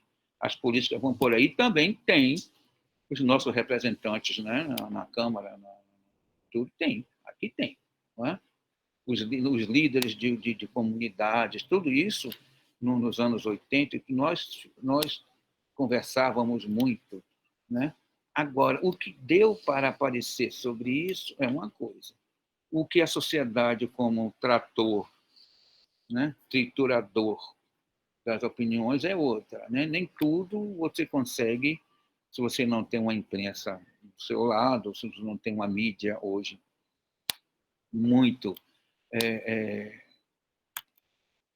vendo isso, né, muito tentando ver isso com mais cuidado. Não. Se for só para ver mortes em periferia, se for para ver assassinatos, brutalidade de uma relação periférica, aí tem muito. Agora, de política, de mostrar, por exemplo, essas coisas. Eu, como artista, sim, o Jota faz isso, ai, que beleza. Mas não é só por aí. A parte política toda está entranhada em todas essas questões, como eu digo, imprimir nos tecidos relação de coisas que faça você existir como pessoa, como cidadão, né? E procurar por aí. Isso são meios de chegar ali. Né? Peitar o dragão aberto não dá, né? O dragão da maldade, como disse o Glauber, continua aí voando, né? Então nós temos que ir assim. Toda a questão é política, sim, até hoje é. Não é? A minha obra é política, sim. Eu estou trabalhando agora a questão dos elementais do cangaço, das formas, da estética que eles criaram, porque eu sei que isso ainda não foi feito assim. Eu não vejo, nunca vi. Não vi nenhum artista antigo fazer isso. Eu vi que Aldemir Martins fez cangaceiros, né? Que tem Portinari representou cangaceiros. de Cavalcante, Caribé, todos esses artistas fizeram, mas não é essa questão, essa decupagem de símbolos, transformar o floral que Dona Dadá, que eu conheci pessoalmente, o privilégio, que era Dadá de turístico, né? Dona Sérgia, as flores que ela abordava não são flores, são formas de vida, de presença ali naquele lugar hostil demais entre estar vivo ou morto. São frações de tempo, não é? Então, aquelas flores têm um significado muito maior, significado de vida e de presença. Então, isso, vida e presença, é política. Acho que é por aí. Nossa, maravilhoso. Olha, o Cleiton, que é professor de uma universidade em Minas Gerais e também é mestrando em design, ele fala assim para você: uau, seus trabalhos são lindos, J. Cunha, e que riquíssima arte sobre os orixás e o candomblé. Você representa o resgate e a preservação visual da memória de um passado tão rico em detalhes e em risco de ser esquecido em nosso país pela maior parte dos brasileiros. Impressionante como você conseguiu sintetizar com a semiótica tão belamente toda a vasta simbologia que carrega o Assé Motumbá. Gratidão, gratidão, ele fala. A Cristina, você quer comentar, Cunha? Olha, ele disse exatamente o meu objetivo, é isso mesmo. Eu espero que tenha mais artistas que tente fazer isso, né? Claro que é meio sacrificoso também, mas você não vai achar que isso vai para grandes museus assim, porque eu não sei que você... Não tem. Então, é por aí, é para mostrar na sua comunidade e nas condições possíveis disso, né? Tá certo. É o que ele falou mesmo, objetivamente é isso. A Cristina Portugal é professora também do Rio de Janeiro e pesquisadora do Royal College of Arts, lá de Londres. Ela fala: surpreendente palestra, super interessante, as representações são belíssimas. A Isabelle agradece, fala que palavras incríveis, e o Cleiton também pergunta: Cunha, algum artista, designer ou artesão em particular como inspiração para seus traços e paletas de cores? Sim. Posso citar como o mestre Vitalino, que é um grande artista, para mim não sou artesão, o formador de uma estética nordestina através do barro, né? Ele deu essa visão, né? E também o que ele colocou no barro, citando profissões, modo de vida, não é? Aquilo é coisa de um artista completo, não é?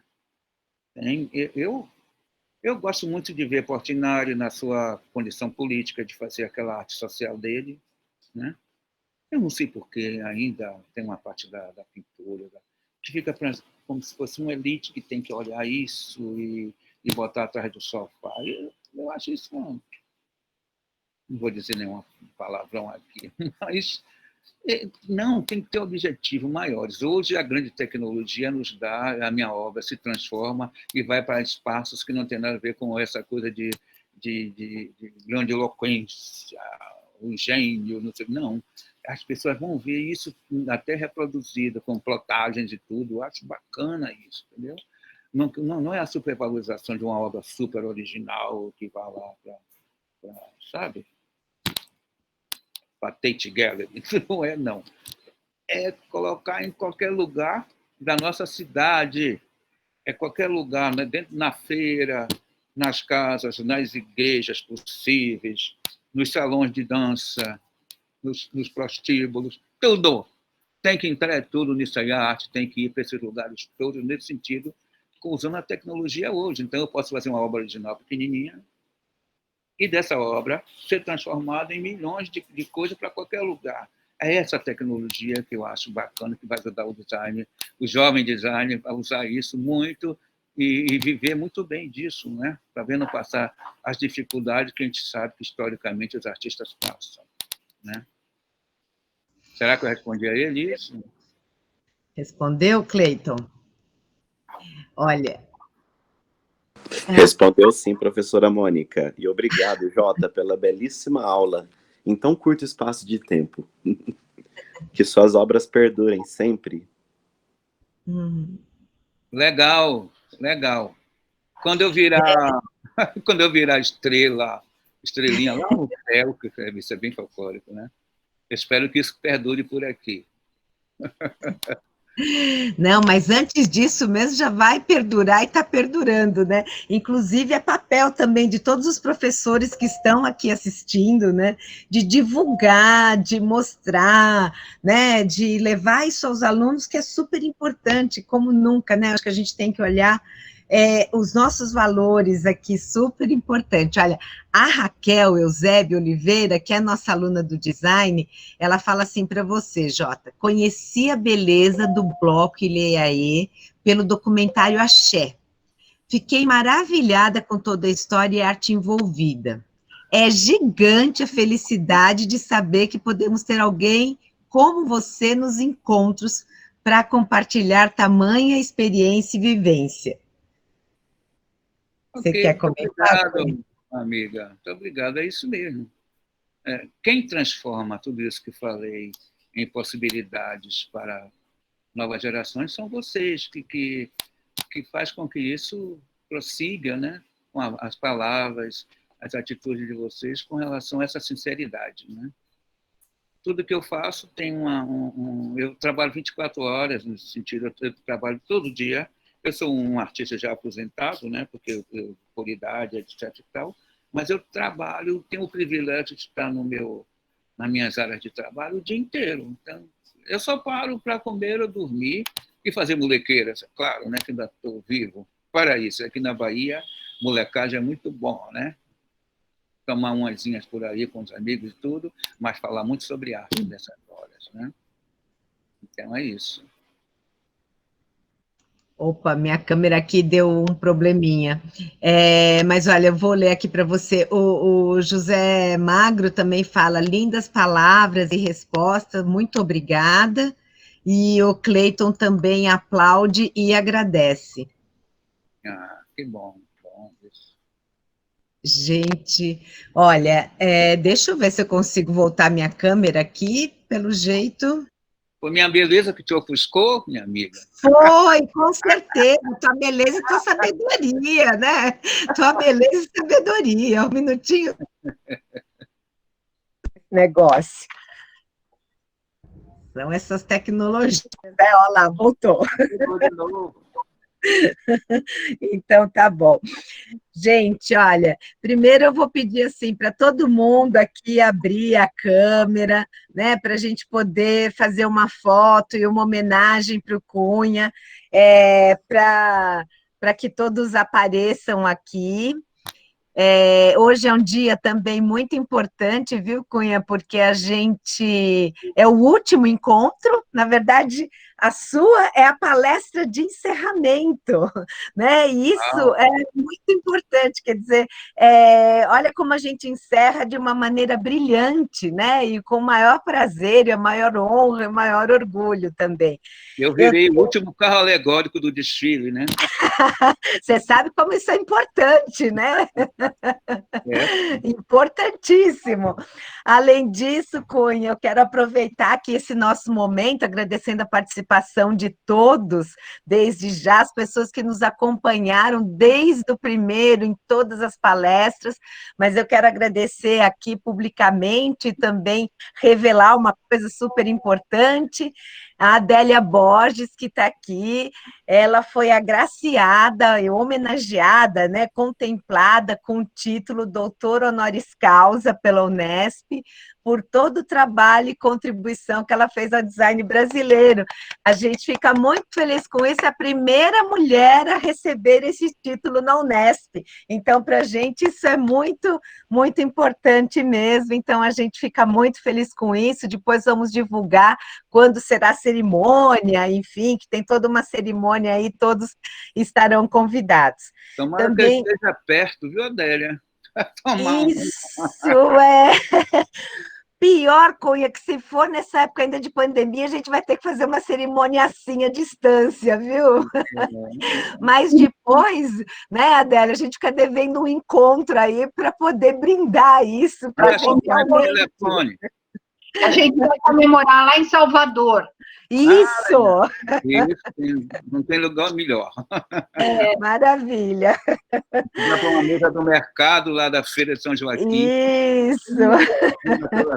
Aquela coisa toda, aquela epifania toda, e a gente vai lá e toma umas duas. A gente faz uma caravana aí para conhecer teu estúdio, teu ateliê, não Olha, é? deixa eu lembrar uma coisa para vocês de São Paulo. Eu estou com uma exposição agora fechada, claro, né? Lá na cidade de São Sebastião, não é? Na Casa Brasileira, que é uma ONG lá, Umpulanga, o nome, Umpumalanga, o nome da ONG, e é grande a exposição que está lá, mas está fechada agora, né? Mas quando abrir, se vocês quiserem dar uma olhada, passeando por lá, vocês vão ver, tem muita coisa sobre barco, porque eu nasci numa região no Salvador chamada Ponta do Humaitá, que é um lugar fantástico, um paraíso de água e peixe e cultura afro-brasileira e igrejas e tudo, perto da Igreja do Bonfim. Vocês imaginem que lugar é esse, né? Então, eu tive um universo todo plantado ali. Né? Então, eu falo disso muito, de navios. Tá? Navios, para mim, são criaturas vivas, né? Eu tenho minhas né, alucinações sobre navios há muito tempo. Que é isso aqui de navio de ferro? Então, eu fiz muito sobre navios lá em São Sebastião, porque é uma zona de porto, não é? Tem muito de barcos, está tudo lá. São pinturas e tem algum objeto também, são barcos, coisas assim. Tá? Quando puderem, vão lá. Instituto da Casa Brasileira lá. É um casarão antigo, bonito. Uhum. Com certeza. Você me passou também uns links, né? De uma exposição sua, do site e tudo mais. Eu mandei, mas eu vou reenviar agora para todo o pessoal, né? Da faculdade. Olha, gente, que maravilha, né? A gente poder encerrar, então, esse evento com essa grande palestra, um grande dia, tanto a primeira palestra com a Rita Rainho, agora com o J. Cunha, é maravilhoso a gente ver isso, e temos aqui, né, algumas pessoas que nos acompanharam o tempo todo, o Márcio Guimarães, lá do Maranhão, o Juan, da Colômbia, de Bogotá. O Márcio está presente aí? Tá assim, sim, olha lá, Márcio. Já fui aí, viu? Já montei coisas aí. No Maranhão. Eu fiz uma temática do ILE sobre a questão da cultura do Maranhão. Tudo aqui. Olha aí, né? Viu? Foi muito bem tratado lá. Eu queria falar mais uma coisinha assim. Claro, claro. Está sendo agora montado aqui no bairro do Curuzu, são portais de aço, que eu criei para a prefeitura, para personalizar o bairro, né? E isso são as portas do bairro. Né? Isso é feito com aço cortem, que é um aço que faz casco de navio, todo recortado a laser, com materiais, infelizmente eu não posso mostrar aqui porque não está a condição, materiais cortados com símbolos africanos, afro-baianos. Tá? Estão colocando agora que vai ter a inauguração, essas coisas de político lá, mas está lá, vai ficar lá para sempre. Que maravilha. Então, além disso, também eu quero agradecer muito, né, aqui publicamente, ao José Carlos Magro, à Raquel Romano, ao Lucas Jorge, porque eles tiveram um trabalho intenso esse tempo todo para a gente poder colocar em prática. Lucas, fala oi aí. Apareça, ele está com a câmera. Faz um tchauzinho, faz um tchauzinho para ele te localizar. Também a gente quer agradecer muito todo o público presente, né? Aqui com a câmera aberta, a Raquel, o Matheus, o Geraldo, sempre presentes, quem mais? Júlia Goya, Isabelle, a Sofia, a Mariana, enfim, um monte de gente que acompanhou o tempo todo e que fez esse evento, né, acontecer mesmo. Então, foi muito legal, acho que foi uma experiência incrível para todos nós, né? A gente pôde, o João Pedro também abrindo a câmera, agora o Júlio, o Gabriel, Coraza também. A gente teve essa possibilidade de ouvir todas as vertentes e as ideias e as diferenças que compõem o design contemporâneo, receber profissionais consagrados como o Jota, receber jovens profissionais em início de carreira, tratar das questões relacionadas ao feminismo, a toda a questão do movimento negro também, a todas as questões que envolvem da área mais relacionada a mercado, as mais conceituais possíveis, né? Então, isso para a gente é uma honra muito grande. Eu quero agradecer mesmo, em nome de todos, nós, pela universidade, né? Eu quero agradecer em nome do curso de design, do programa de pós-graduação em design da Unesp, que eu acho que essa é uma experiência que vem aí, que nasce dentro da Unesp no momento de pandemia, né? E isso se fez de uma forma tão boa, que a gente fica tão feliz com isso. O Cleiton também, que teve aí o tempo todo.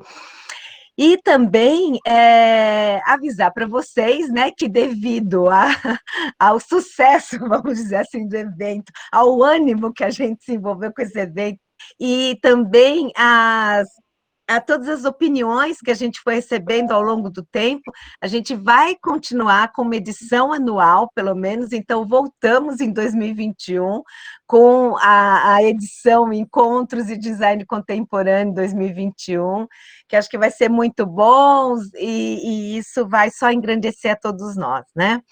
Então, eu vou pedir aqui, né, uma salva de palmas aí para o Cunha, mesmo que à distância, né, sinta-se aplaudido, abraçado, muita gratidão mesmo, e também falar para todos vocês que quem quiser participar e puder colaborar com isso, a gente quer fazer uma avaliação do evento.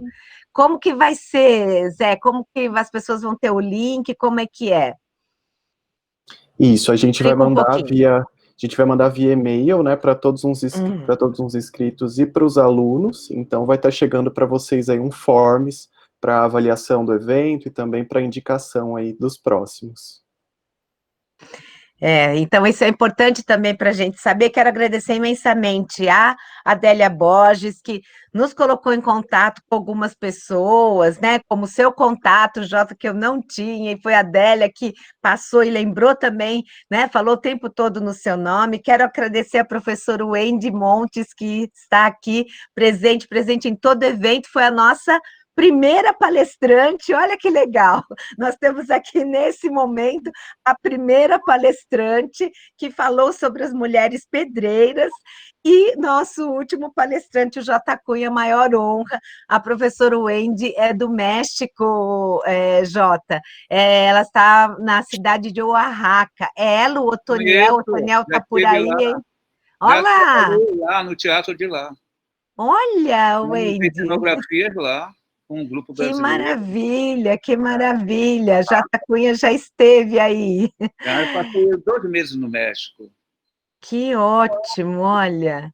Então é isso, foi muito bom essa reunião também. A gente acabou se reunindo com pessoas da América Latina, que a gente acabou criando proximidade, tanto do Chile, da Colômbia, México, Argentina, e pessoas aqui do Brasil, né, dos vários cantos aqui do Brasil, e também a gente recebeu com muito prazer tanto a Rita Rainha de Cabo Verde, como também a Cláudia Albino de Portugal, e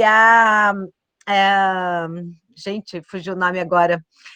A Karen Bose. Karen Bose, que veio da Inglaterra, participou aqui da Inglaterra. Então é isso, gente, super obrigada mesmo por toda essa participação, fico bem feliz da gente encerrar esses encontros, encerrar assim em grande estilo, Cunha, te agradecendo imensamente, viu? Grande aula.